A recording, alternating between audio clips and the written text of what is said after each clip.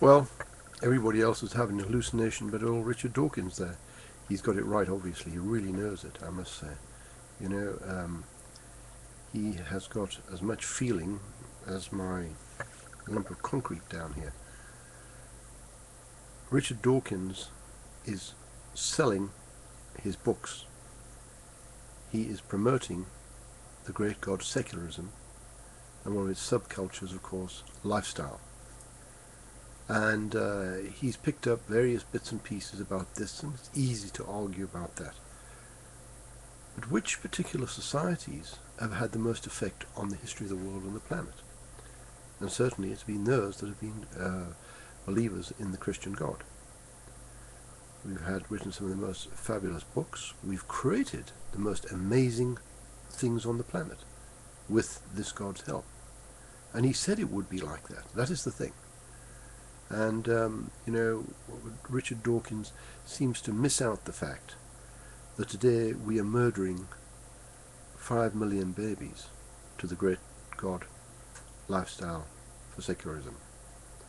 And he just seems to avoid that. He seems to think that that is all right. He blames Christianity for things that haven't got anything to do with it. He mentions just something the other day, which was not even in the Bible. But, he said that was in the Bible. To catch the emotion of the audience. For instance, he said that children are going to burn in hell forever. I don't think the Bible ever said that, actually, to my knowledge. But he said that. And that, of course, gets people riled and emotional.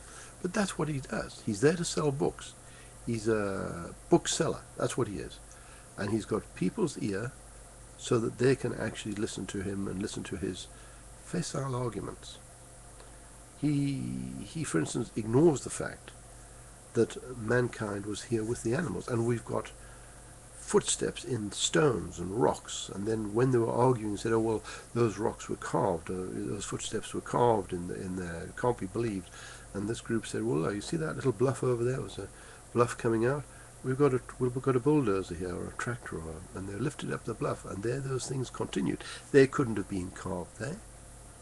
I have pictures of those things." He promotes the theory of evolution. What part of evolution has been proven? I will always refer to this here because it's a well-known thing, because everybody has one in the house. And I just want to show a real example of what they call a theory. This is a provable theory. If you push down on that, it will weigh what you put down regularly. And this theory is proven 100 million times a day, I should imagine, across the planet, because we've got 3 of those scales here. Every business has scales in just about that deals with food or quantities of some description, and of course every shop has scales in that deals with food or quantities, etc. So that theory has been proven, well proven. It's called Hooke's law, and Hooke's law states that the stretching of the spiral spring is equivalent to the stretching force. Show me where the theory of evolution has been proven once. They've got a drawing of the horse, Eohippus, all the way down. It shows you this thing. They haven't got the skeletons. To prove man's link, they created a man called Piltdown Man, and Piltdown Man was found to be a fraud. And then they had a number of others. And then, of course, finally they came, because it was getting so embarrassing producing these men and proving them to be frauds, they came up with a tooth, one tooth. Said this was from the man, the missing link, etc. Except some darn guy knew exactly where that tooth came from. It came from pigs down in South America. So that went out the window as well. They say that crocodiles became birds, or the dinosaurs became birds. There's no evidence for it. For instance, a crocodile skin or a dinosaur skin is a different thing to a bird feather, completely different. The whole structure of the skeleton. The bird, I think as long as I wanted to, I couldn't grow wings on me. Hasn't mankind, for all his existence, wanted to fly like the birds? Surely we should have grown wings. Oh, that sounds like a stupid argument, doesn't it? Yes. Oh, well, what about fish? We'd love to swim faster. Why don't we turn our toes into gills? Yeah, it's ridiculous. Of course it is. But they don't like these arguments, you see, because they're so obvious, but absolutely true. And they've got no answer to them. And there's a lot of things they don't have answers to. As a matter of fact, it's a whole bunch. But you see, the evidence is not wrong. When you see a skeleton, it is a skeleton. That's not the problem. It's the interpretation of that skeleton. And you know, when I look at a big valley with a river going to the bottom, they say eons of time and that river did that. I say a short period of time and the flood did that. Now, when you look at the evidence of the stones and going right down the bottom, you find that the Great Flood was the answer. And you know, a very strange thing has been happening over the last 5 years. They've been finding evidence of huge floods all over the planet. For instance, in the Badlands of America, that was a flood. They said, well, all these 10,000 dinosaurs they found died because of a flood. These are pretty mighty animals. And then they go to the Scablands and they prove it's a flood. They prove it's a flood. And they say that flood occurred because some huge ice wall was created 1,000 feet high that held back a huge dam, and then one day the dam burst after hundreds of years and caused this damage and cut out these circles across the land and carted all these rocks from great distances where they know they came from. And you know what?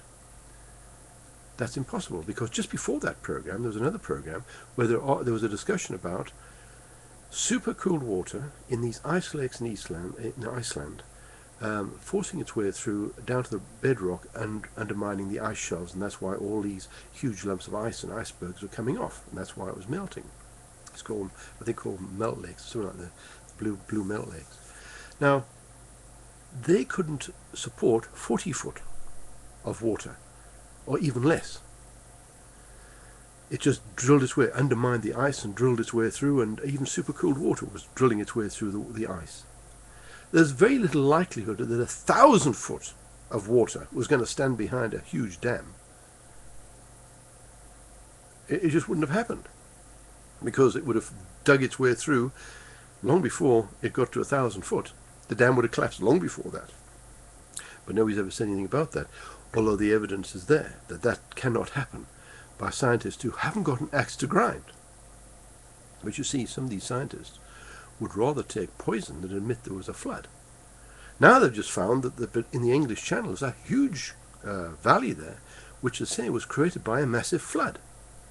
And now they're trying to argue about how that actually happened, because it clearly wasn't a river. It was a huge flood that gouged this out. That's in the English Channel, just over here.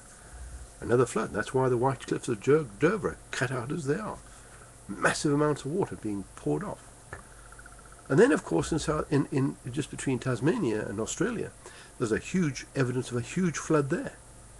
And then up in the Deccan Plains, up in India, all over the planet. When you look at the planet from space, because we're very fortunate having this Google Earth now, and you look down, you can see how the flood came off the Earth. But these scientists would rather take poison than actually admit this. Now, you know, we go back to old Dawkins and his little theories. You know, we've got to look at facts, and we've got to actually look at it. I mean, the Bible says, for instance, there were giants. We've found the skeletons. Actually, on this YouTube, there are skeletons. You'll find them on that Yahweh News up there .com. Because I've put the various things onto Yahweh News, so that you can pick those things out. Start proving things. Don't just accept what these men say in the air, because they've got an axe to grind.